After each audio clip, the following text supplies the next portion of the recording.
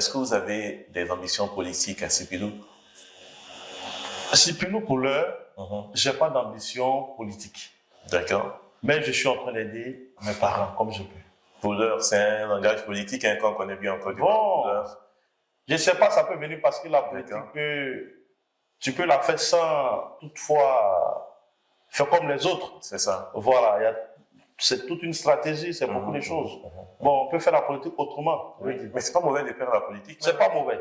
Pourquoi ne pas porter la voix des populations de Sipilou, par exemple? Vous avez des capacités pour le faire. Oui, c'est vrai, on a les capacités, le carnet d'adresse qui va avec. Je pense qu'on va regarder ça.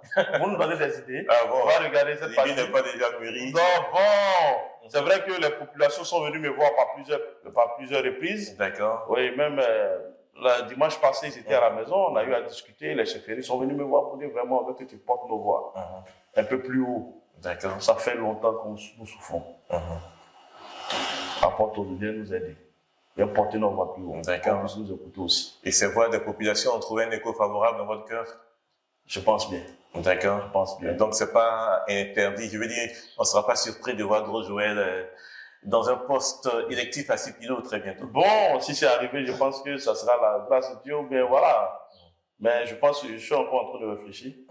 On va trouver la bonne formule. La bonne formule. Oui. Justement, parlons de politique. On ne vous voit pas très au devant. Vous n'êtes pas politicien dans l'âme. Comment vous percevez la politique, vous? Bon, quand on dit qu'il n'est pas politicien, je veux dire qu'avec tous les contacts qu'on connaît de Gros Joël Diomandé, on s'attend à quelqu'un qui est toujours au devant de la scène, dans les actions avec des propensions médiatiques fortes.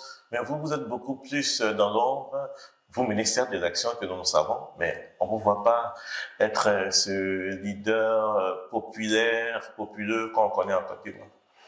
Je vais vous raconter une chose, une histoire. J'étais avec le ministre Ahmed Bakayoko dans le temps. D'accord. Et quand les caméras venaient, je m'éclipsais. Pourquoi, justement?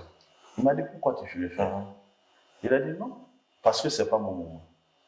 C'est parce que c'est vous, aujourd'hui. Donc nous, tout ce qu'on veut, pour que vous soyez à la lumière. D'accord. Quand ma période va arriver, la preuve en est que vous êtes ici. D'accord. En train de filmer, on fait l'interview. Donc, je pense que le moment est arrivé. Le moment est arrivé. D'accord.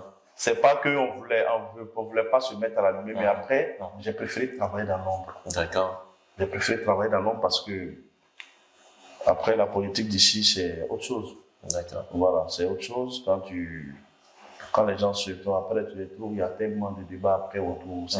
J'ai préféré travailler dans l'ombre, faire mes affaires doucement, et puis voilà que le jour arrive. C'est ça. Voilà, il fait jour maintenant. Il fait jour. Il fait jour maintenant. C'est un grand message. Voilà, il fait jour. Et comment vous êtes perçu à Sipilou, justement? Comment les populations de là-bas vous perçoivent? Est-ce que vous êtes adulé à Sipilou? À Sipilou, je suis perçu comme un messie. Ah bon? Hein? Oui. Oui. Et je vous inviterai. D'accord. Il faut que vous fassiez un tour. Je suis perçu là-bas comme un messie. Et quand tu arrives, c'est tout le monde. Tu vois des parents pleurer parce qu'on dit t'entendais un enfant comme ça. Mais nous aider. Qu'est-ce que vous faites que les autres n'ont pas fait à Sipilou? Je ne veux pas critiquer quelqu'un, mais je veux que vous fassiez vous-même votre expérience arriver à Sipilou. Et je vais vous inviter.